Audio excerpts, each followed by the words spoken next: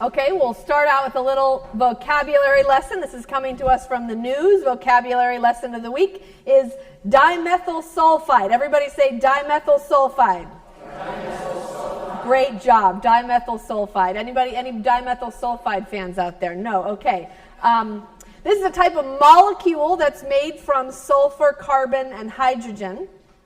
And so far as we know, it's only produced by living organisms like marine algae and other ocean-dwelling things. This is what makes the sea smell like the sea. You know, the sea smell.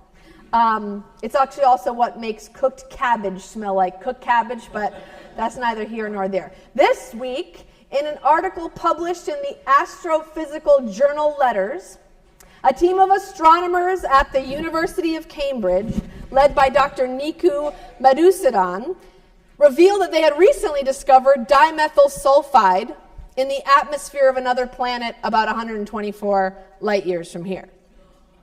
Now that planet is called K218b, and they're working on getting better at naming these things. Turns out that using the power of the Webb telescope, they were able to look at the planet's atmosphere and find this chemical, dimethyl sulfide. And this is kind of a big deal, okay? I know it doesn't sound a little nerdy, but I'm going to tell you why it's a big deal. They know that here on Earth, dimethyl sulfide is only produced by living things, right? And so they just saw some dimethyl sulfide on another planet, so it got everybody curious, like, how did it get there? Dr. Madhusudan's team said the best explanation they have currently is that there's a big ocean on that planet and that there's something in that ocean that is alive. So it's pretty significant. Also smells like the ocean. How nice is that to know? When you go to the seaside on K5 198b or whatever, it smells like the seaside. So this is the first time that we've observed what we believe might be a biomarker on another planet. Now, of course, scientists in their way are telling us not to get too excited about this. There's a lot more research left to do on the topic. In the words of one killjoy planetary scientist at the Southwest Research Institute in San Antonio, Christopher Glenn, unless we see E.T. waving at us, it's not a smoking gun. But you know, Christopher, I'm going to get excited about this anyway. And actually, as I was reading about all this, I was thinking about those scientists.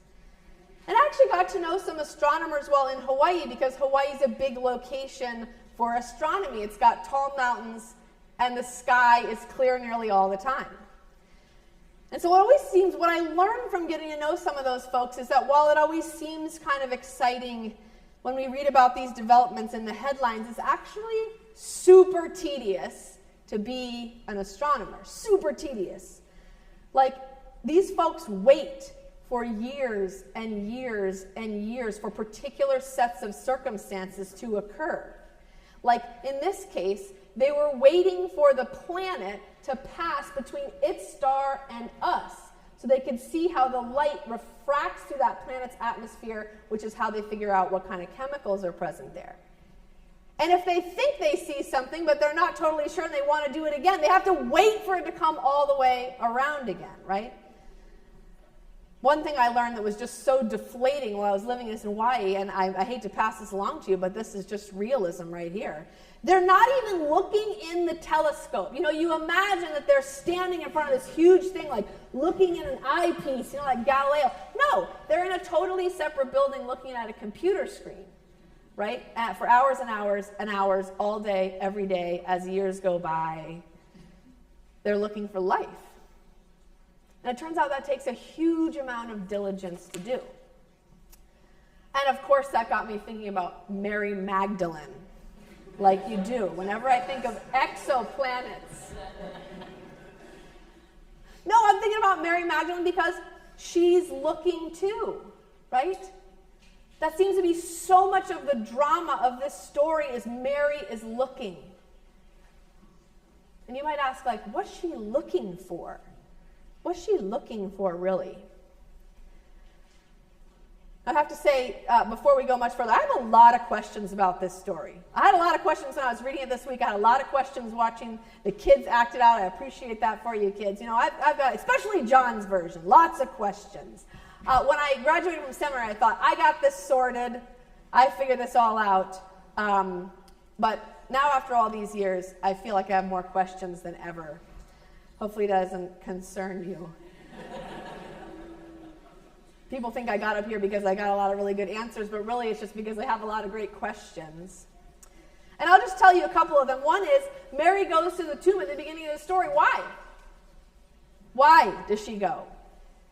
In John's version, Jesus' body has already been prepared for burial, so she's not there with a task to do like the other Gospels suggest the women came to prepare the body, but she doesn't have to do that. Doesn't she know that visiting the tomb of an executed dissident might not be the best place for a single lady to find herself at dawn? Does she know that? What's she doing there? Okay, so she's there, and she sees the stone is removed, and so she goes to get help. Simon Peter and the other disciple, the one whom Jesus loved. That always gets me, like, talk about sibling rivalry. That was the one Jesus really loved. You can tell if I was writing that down 100 years later, is still feeling that. So they race over to the tomb, and one goes in, and the other doesn't, and then they both go in, and then the beloved disciple believes, but doesn't understand. What does that mean? What does that mean? What did he believe, and what didn't he understand? How those two things go together? Believed in what? Then, this is the part I'm really questioning, then both male disciples just go home to their houses. Like, what? Why? Why don't they stick together? Why don't they go tell the others? Why do they leave Mary there at the tomb alone to just go home? Like, what kind of guys are these to just leave Mary there? So Mary's there, and again she's alone, and she looks in the tomb, and she sees two angels. And as opposed to almost every other angelic visitation in all of Scripture, which has to begin with the angel saying, "Do not be afraid," because it's apparently really scary to see an angel, this doesn't faze Mary at all. They appear there, they say, "What are you looking for?" She says, "I don't know where Jesus' body is," and then she leaves. Like nothing more, like angels, all done, apparently. Which reminds me of another question. Why doesn't anyone in this whole thing believe this right away? And the reason I say that is Jesus has been talking the whole time about how he will die, which they found out was true, and how he's going to come back. Also, just a few weeks before, they saw him roll the stone away from the tomb of Lazarus and raise him from the dead. And they all saw that, right? Like, why doesn't anybody in this situation walk up and see the tomb rolled away or the stone rolled away and say, "By gum, he's done it again"? Not even one. The angels are there. They don't even believe it. It's strange. So anyway, you know what's next? Mary runs into Jesus. She thinks he's a gardener. That's a little strange. They call each other's names. They recognize each other. It's a great reunion, except apparently Jesus is in some sort of strange, altered state, and Mary goes to tell all this to the disciples. So right, it wasn't being facetious with you. I do have a lot of questions, lots of questions. But in the end, when I really think about this, I'm left with this singular impression of this singular woman, Mary Magdalene, on a quest to be with her teacher. Right? She doesn't know or understand everything yet, but for some reason she stays, and she keeps asking, and she keeps figuring, and she keeps looking. She doesn't go away. For some reason she keeps trying to draw close to Jesus, even when she can't find him, even when she thinks he's just a body in a tomb. She's looking and seeking. And I wonder if it's possible to say maybe she doesn't even know what she's looking for, right? But there she is.